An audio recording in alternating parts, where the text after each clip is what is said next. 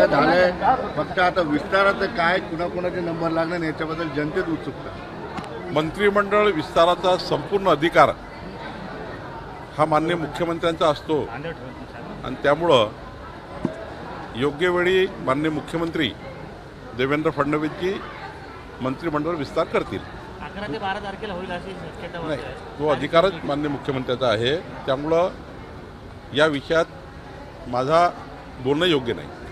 आत्ता जेव्हा भाऊंचा इंटरव्ह्यू झाला सह्याद्रीवर, त्यावर जास्त बोलले की राज ठाकरेंशी आमचे विचार जुळतात, येणाऱ्या निवडणुकीमध्ये कदाचित सोबत जाऊ शकतो। ते खूप वेळा मी सांगितलं याच्यामध्ये की राजसाहेबाचा एक विचार आहे महाराष्ट्राला पुढे नेण्याचा, विकसित महाराष्ट्राचा, आणि अनेक गोष्टी त्यांच्या आमच्या त्या ठिकाणी एकत्र येतात। जसं मोदींच्या निवडणुकीमध्ये राजसाहेबांनी जाहीर केलं की मोदींच्या निवडणुकीत विकसित देशाकरता आम्ही मोदींसोबत आहोत। त्यांनी मोदींच्या निवडणुकीत पूर्ण सहकार्य केलं, पूर्ण मनसेही आमच्या पाठीशी उभी केली।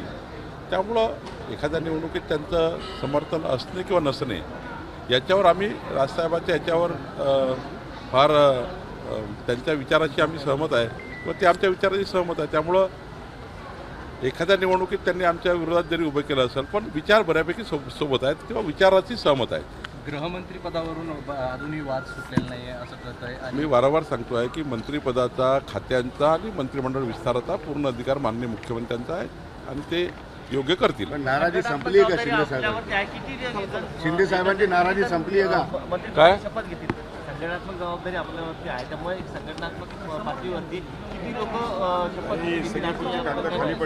संघटनेचं काम आहे सरकार येतपर्यंत, आमदार निवडून येतपर्यंत पूर्ण काम करणे।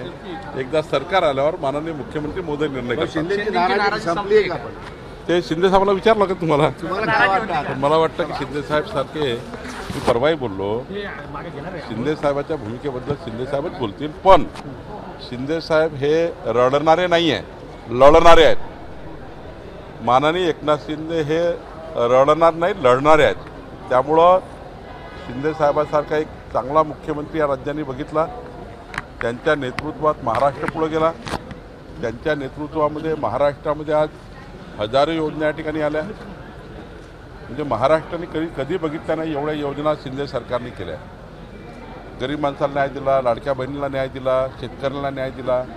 त्यामुळं शिंदे साहेब हे एक प्रगल्भ नेते आहेत। शिंदे साहेबांच्या मुख्यमंत्री काळामध्ये महाराष्ट्र पुढे गेला आहे, त्यामुळं मला वाटतं शिंदे साहेब कधीच नाराज राहू शकत नाही।